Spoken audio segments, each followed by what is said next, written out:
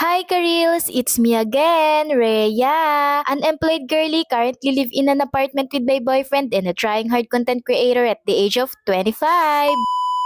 Yes, nag-sign off na nga tayo as a 24 years old girly and now I am entering my 25 years old era. Nag 25 years old na nga ang Karils nyo noong December 11. But anyway, hindi nga tungkol sa birthday ko ang ating for today's video. At dahil nga ang ating for today's video is about nung nag-aaral pa kami ng Korean class. Dahil nga hindi ko to na-share sa inyo sa sobrang busy, eto na, i-share ko na nga ngayon kahit na late vlogs to. Sa sobrang busy nga nung mga time na yon, ang mga nai-upload ko lang ay yung mga pasilip nung kami nag-aaral pa sa Korean Language Center. Simula nga lahat ng to nung month ng July 27, 2025, umattend kami ng free orientation para malaman yung process, makapag-preserve ng enrollment. Then August 17 yung tentative na first At ako class naman si namin. Nga, tentative nga lang, di hindi pa sure. At hindi ko rin alam, nakasali na pala ako sa GC na sa message request. Nagtaka ako bakit walang update, bayad na kami. Then ayun, bihis kami ng boyfriend ko. Sa isip-isip namin, baka nga first class na this Sunday. Di punta kami ng center. Pagpunta namin doon, ibang mga tao yung nandun. Tapos akala lang namin nadagdagan kami. Yun pala iba nga talaga yung mga taong nandoon. Pagdating doon, sabi ng magiging teacher namin, hindi pa daw yun yung first class namin. Nag-update daw siya sa GC. Sabi ko, wala po akong GC na nare-receive. Tapos tiningnan nila kung kasali na ako doon sa GC. Ayun, kasali na ako. Then, tsaka ako ulit chinek yung FB ko. Yun pala nasa message request. O diba, syunga. Then tinanong na din namin kung kailan yung magiging first class namin. Hindi pa daw sure mag-update daw sa GC.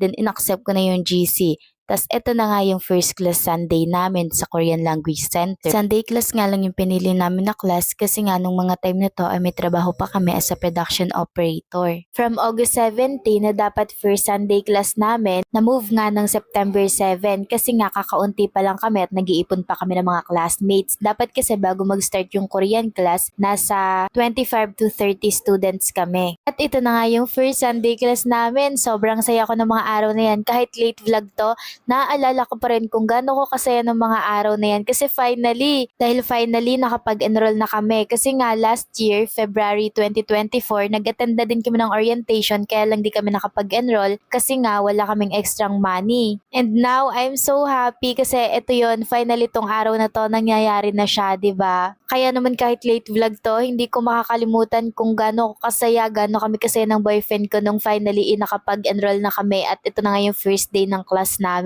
Kaya ano pa ba? Tara na! Samahan nyo kami na gunitahin ulit yung naging first class namin nung nag-aaral pa kami sa Korean Language Center. Pagkagising-gising ko nan, hindi na ako naligo. Oo, naglinis lang ako ng katawan ng araw na yan sa takot ko na malate kami kasi nga I'm so excited na makapasok na. Okay lang yan kasi nung araw naman na yan, wala namang mga classmates namin na nagsabi sa akin na amoy hindi ako naligo. Kasi naman, nung August 17 na akala namin yun na yung first class namin, na late kami ng very late nun. So akala namin nag-uumpisa na yung class. Yun pala, hindi naman pala yun yung mga klase namin kasi hindi pa naman yun yung first Sunday class namin. Nakakainis na medyo nakakaya ng mga time na yun. So ayun nga, napakwento na naman tayo. Balik tayo dito sa vlog. Anyway, nung pagkagising-gising ko nga ng mga time na yan, naglinis na ako ng katawan tapos hindi na ako nagbasa ng ulo. Half bath lang tapos nagbihis na agad ako tapos kumain kami. Ganon din yung boyfriend ko. Then konting skincare lang. Kala mo naman talaga. Naglagay tayo ng sunblock. Syempre pang protekta sa araw. Kahit hindi tayo maputi, need natin yan para maprotektahan yung balat natin sa araw nga. Yung ginamit ko nga dyan na sunscreen is itong favorite na sunscreen namin ng boyfriend ko. Bello Tinted Sunscreen. Gustong-gusto talaga naman yung mga tinted na sunscreen. Kasi nga kapag tinted na sunscreen yung gamit namin, para na kami naka-foundation. And recently, hindi ako masyadong nagme-makeup kapag lumalabas. Lalo na kapag yung labas naman, saglit lang. Like uuwi naman agad, may bibilihin lang, ganon. Or something may kailangan lang na asikasuhin sa labas. Di na ako nagme-makeup, naka-tinted sunscreen lang ako, lip tint, tapos gora na, lalo na kung wala namang event. Ganun na lang talaga ako kapag lumalabas sa ngayon. Kaya naman, favorite na favorite namin yung mga tinted sunscreen, lalo na nga tong Bello Tinted Sunscreen. After nga na medyo na-prepare ko na yung face ko, ayan, nagora na ako dito sa pagsusukulay kasi nga paalis na nga din kami nito at yung boyfriend ko nga nagsapatos na. Nagsinturon lang din ako kasi maluwag tong pants na gamit ko. Then after nan, gora-gora na talaga kami nito. At ayan nga ang outfit nung first Sunday Korean class namin nung September 7. After mag-outfit check sa harap ng salamin ay gumora na nga kami kasi nga baka malate na naman kami nito. At kung napapansin nyo, wag nyo nang pansinin ang mukha nga natin, mukhang bangkay. Kasi naman hindi pa yan yung talagang ayos ko. Medyo matagal kasi ako mag-ayos, so kung tatapusin ko siya sa bahay, baka malate kami. Kaya naisip ko na sa jeep na lang at sa tricycle na lang siguro ako mag-aayos mamaya habang kami nagko-commute. Kalabas namin ng bahay, natuwa naman ako kasi ang ganda nung bumungad sa akin. Tinan nyo naman, oh, di ba? Yan lang naman yung magandang bumungad sa akin, si Haring Araw. Ang ganda ng pagkakasinag niya. Maaga pa to pero ang ganda na ng sinag niya. Na para bang sinasabi niya na it's a good day today. It's a lucky day. It's your day today. Parang ganon na parang pinapaangkin niya sa akin tong araw na to. Kasi tinan mo naman, oh, ang ganda niya. Yung mga gantong tanawin yung nakakatanggal stress, nakakagana, nakakaganda ng umaga. Then yung mga time na to, naglakad-lakad kami papunta kay na mama kasi nandun nga yung sapatos ko na gagamitin. Kukunin ko pa nga at ayan na nga, dyan na nga ako nagsapatos sa waiting shed habang kami nag-aantay ng tricycle. At isa lang sa mahirap dito sa lugar na tinitirahan namin, ang hirap makasakay ng tricycle palabas. Mag-aantay ka talaga ng ilang minuto. At minsan pag sinamasama, oras ka talaga mag-aantay ng tricycle bago ka makalabas. Kaya naman siyang lakarin, kaya lang kapag ka nagmamadali ka, mahirap kasi medyo malayo din siya. Kaya naman yung boyfriend ko, pinagtawag ko na dun sa dulo ng tricycle at baka kami malate. At ang mga time na to, nakasakay na nga kami ng tricycle, pabiyahe na to papuntang bayan at sa bayan pa nga kami sasakay ng jeep papunta sa Calamba. O siya, paano ay babiyahin na muna kami, ano?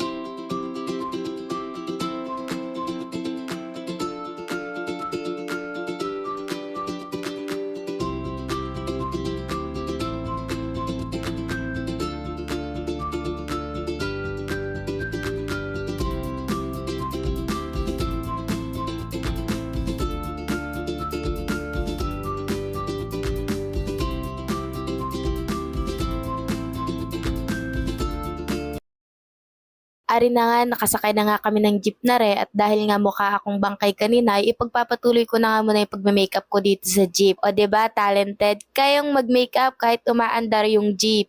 At yung supportive ko ang boyfriend ay sige ang video sa akin at natutuwa siya kasi kahit umaandar yung jeep ay nagme-makeup ako dito sa loob ng jeep.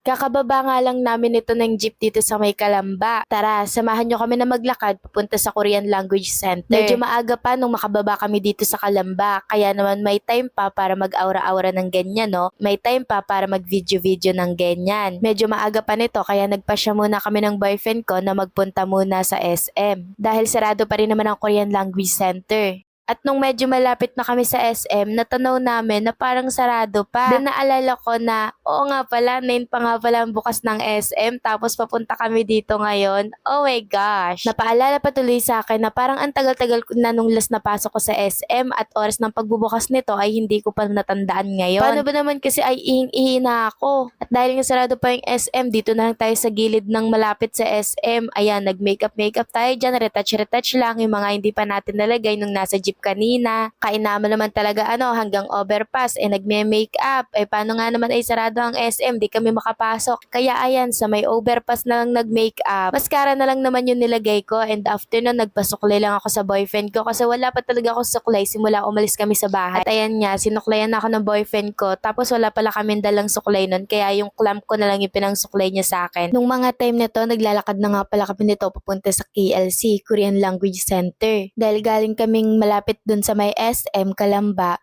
medyo malayo-layo din yung nilakad namin papunta sa KLC kasi dun siya sa kabilang way. O diba, halatang maaga kami nakarating, diba? Kaya ayan o, nakakapag-aura-aura po tayo ng ganyan.